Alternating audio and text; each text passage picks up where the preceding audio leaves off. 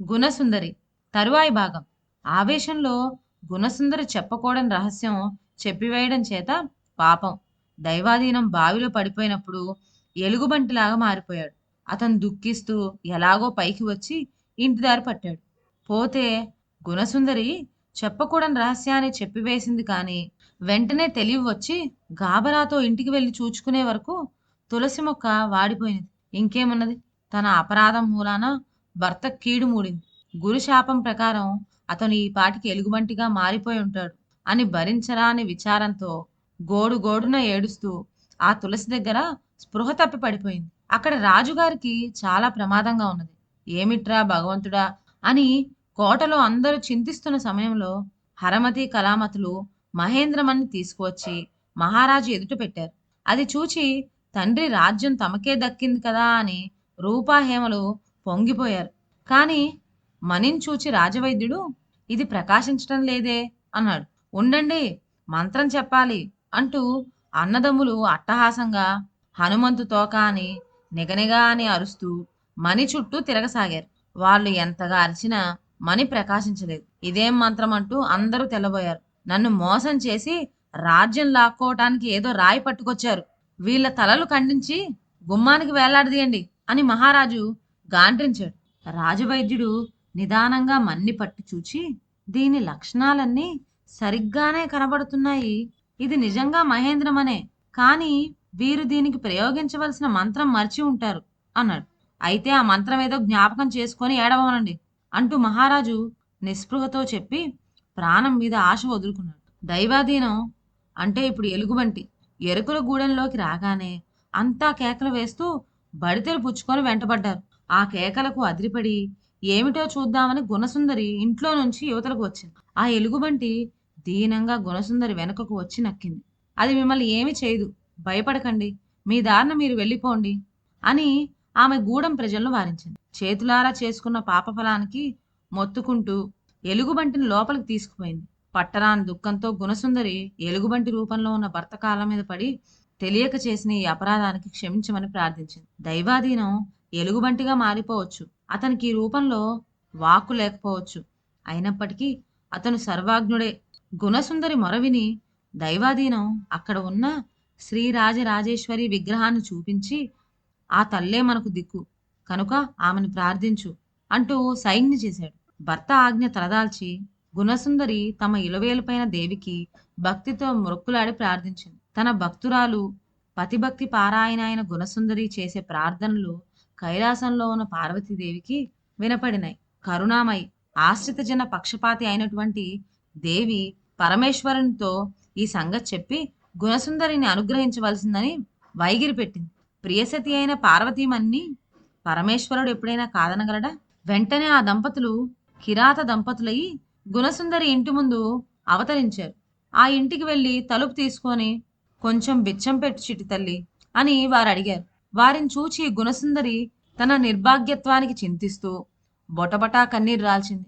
అప్పుడు ఆ కిరాత్ దంపతులు గుణసుందరిని ఓదార్చి, చిట్టి తల్లి, నీ విచారానికి కారణం మాకు తెలుసు. నువ్వలా విచారించవలసిన పని ఏమీ లేదు. నీతో ఉన్న ఆ ఎలుగుబంటిని మాకు ఇచ్చివేయి, దాన్ని ఆటలాడించి ఐశ్వర్యం సంపాదించుకు వస్తాము అన్నారు. ఈ వింత కోరిక వినేసరికి గుణసుందరి బిత్తరపోయింది. ఆమె బిత్తరపాటు చూచి దివ్యుల్ని గుర్తించిన ఎలుగుబంటి వారి వెంట వెళ్ళటానికి సిద్ధపడింది. ఈ వాలకమంతా కనిపెట్టిన గుణసుందరి, మీరు నా మొర ఆలకించి వచ్చిన పుణ్యాత్ములే, దేవతలై ఉంటారు, నన్ను కటాక్షించండి అంటూ ఆ కిరాత్ దంపతుల కాళ్ళ మీద పడింది. నీకు శుభం చేస్తాములే, నిశ్చింతంగా ఉండు అని గుణసుందరిని ఆశీర్వదించి ఆ కిరాత్ దంపతులు ఎలుగుబంటిని తీసుకొని బయలుదేరారు. పార్వతీ పరమేశ్వరులు ఆ ఎలుగుబంటిని ఆడించుకుంటూ కోటలో ప్రవేశించారు. ఎలుగుబంటి చేత ఎన్నెన్నో వింత ప్రదర్శనలు చేయించారు. దివ్య జ్ఞానం గల ఆ ఎలుగుబంటి అభినయించి జోష్యం చెప్పనారంభించింది. మహేంద్రమని పలికే ఉపాయం కూడా అది చెప్పగలదని వదంతి వ్యాపించింది. ఈ సంగతి చెవిన పడగానే మంత్రి సేనాపతులు వెంటనే వచ్చి ఎలుగుబంటిని కిరాత్ దంపతులను రాజుగారి వద్దకు తీసుకువెళ్లారు. మణిని పట్టుకు వచ్చి ఎదుట పెట్టే వరకు ఎలుగుబంటి అభినయించింది.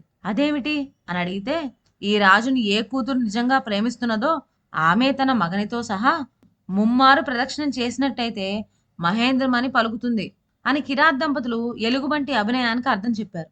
ఒకరేమిటి, ఇద్దరం ఉన్నాం అంటూ రూపా హేమలు తమ తమ భర్తలను వెంటబెట్టుకొని మడికట్టుకు వచ్చి మని చుట్టూ ముమ్మారు ప్రదక్షిణం చేశారు. వారు ఎంతసేపు తిరిగినా మని పలకలేదు. ఏమో అనుకున్నాం, నిజంగానే ఏ రాయో చేత పెట్టుకొచ్చి మా పరువు కూడా తీసివేశారు వీళ్ళు అని రూపాహేమలు తమ భర్తలను ఆడిపోసి వాళ్ళపైన మొట్టికాయలు విరిచారు. మహారాజు మళ్ళీ నిస్పృహలో పడ్డాడు. ఎలుగుబంటి మళ్ళీ అభినయించింది. అదేమిటి అని అడిగితే, బోరు బోరుమంటూ ఊరి చివరన నీ చిన్న కూతురు ఉన్నది, ఆమె వచ్చి ప్రదక్షిణం చేస్తే మని తప్పక పలుకుతుంది అంటూ కిరాత్ దంపతులు అర్థం చెప్పారు. వెంటనే మంత్రి మీనాదేవి వెళ్ళి గూడెంలో ఉన్న గుణసుందరిని వెంట పెట్టుకొచ్చారు. కోటలోకి వచ్చి రావడంతోనే గుణసుందరి తండ్రి మీద పడి గోడుగోడున ఏడ్చింది. చిట్టి తల్లి, నీకు నేనెంత అన్యాయం చేసినప్పటికీ నీకు నా మీద అభిమానం కొంచెమైనా తగ్గలేదు. ఇదే నాకు 10,000 అంటూ మహారాజు గుణసుందరిని చేరదీసుకొని అక్కును అదుముకున్నాడు. అక్కడ సమావేశమైన ప్రజలందరూ ఏమవుతుందో చూద్దామనే ఆత్రంతో గుణసుందరిని ముందు మని చుట్టూ ప్రదక్షిణం చేయమని వేగిరి పెట్టారు. ఆమె అందుకు సిద్ధపడేసరికి, చిట్టి తల్లి, నువ్వు నీ పతితో కలిసి ప్రదక్షిణం చేయాలి అన్నది పార్వతీదేవి. నా భర్త దురదృష్టవశాత్తు ఎలుగుబంటిగా మారిపోయారు. మీరెవరో పుణ్యాత్ములా కనపడుతున్నారు. దయుంచి నా భర్త శాప విమోచన మార్గము సెలవీయండి అంటూ గుణసుందరి దేవిని ప్రార్థించింది. అయ్యో ఏమిటి, దైవాధీనం, పాపం, ఎలుగుబంటి అయిపోయాడా అని అందరూ ఆశ్చర్యపడ్డారు. అప్పుడు పార్వతి, అసలు ఈ మనిని సాధించుకు వచ్చింది ఎవరో నిజం చెప్పినట్లయితే నీ భర్తకు యథారూపం వచ్చేస్తుంది. ఇదిగో చూడు అంటూ ఎలుగుబంటికి చెంగోలు అందించింది. ఆ చెంగోలు తీసుకొని ఎలుగుబంటి హరమతి కళామతిని బాది విడిచిపెట్టింది. చెంగులో దెబ్బలు పడలేక వాళ్ళు, బాబోయ్ క్షమించండి, మనిని సాధించింది దైవాధీనమే అని నిజం చెప్పివేసి క్షమించమంటూ ఎలుగుబంటి కాళ్ళ మీద పడ్డారు. ఆ చెంగోలు తీసుకొని పార్వతి రూపాహేమలను కూడా అదిలించింది. వాళ్ళు నేరం ఒప్పుకొని, చెల్లాయ్ క్షమించవా అంటూ గుణసుందరి కాళ్ళ మీద పడ్డారు. అప్పుడు కిరాత్ దంపతుల అనుమతితో ఎలుగుబంటి ఎప్పటి దైవాధీనంగా మారిపోయాడు. మహారాజు కిరాత్ దంపతులను ఫలానా అని గ్రహించి వారికి నమస్కరించాడు. గుణసుందరి దైవాధీనం కలిసి ప్రదక్షిణం చేసిన వెంటనే మహేంద్రమణి దగదగా మెరిసింది. రాజా, నిన్ను నిజంగా ప్రేమించేవారెవరో, మోసకత్తెలెవరో ఇప్పుడైనా తెలుసుకున్నావా అని పార్వతీదేవి రాజును హెచ్చరించింది. గుణసుందరి మణిచేత తండ్రిని స్పృశించిన తక్షణమే మహారాజు వ్యాధి ఎక్కడదక్కడనే మాయమై పూర్తి స్వస్థత చేకూరింది. అప్పుడు ఆయన గుణసుందరిని దగ్గరికి తీసుకొని, తల్లి, నీ మహిమ తెలుసుకోలేకపోయాను. నీవు నీ భర్త నన్ను ప్రేమించారు కనుక నా రాజ్యానికి మిమ్మల్నే పట్టాభిషిక్తులను చేస్తాను అని చెబుతూ వెంటనే దైవాధీనానికి పట్టం కట్టాడు. అంతా సంతోషించారు.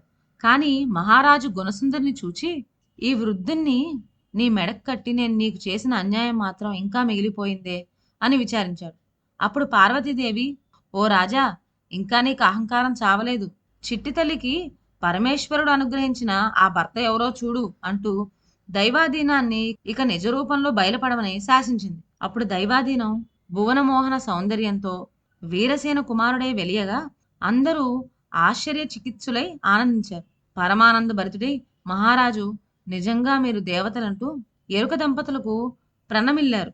అంతా సంతోషంతో స్తోత్రం చేయగా అందరినీ దీవిస్తూ శ్రీ పార్వతీ పరమేశ్వర్లు అంతర్ధానమయ్యారు. ఇదండి మన గుణసుందరి కథ. ఇక సెలవు.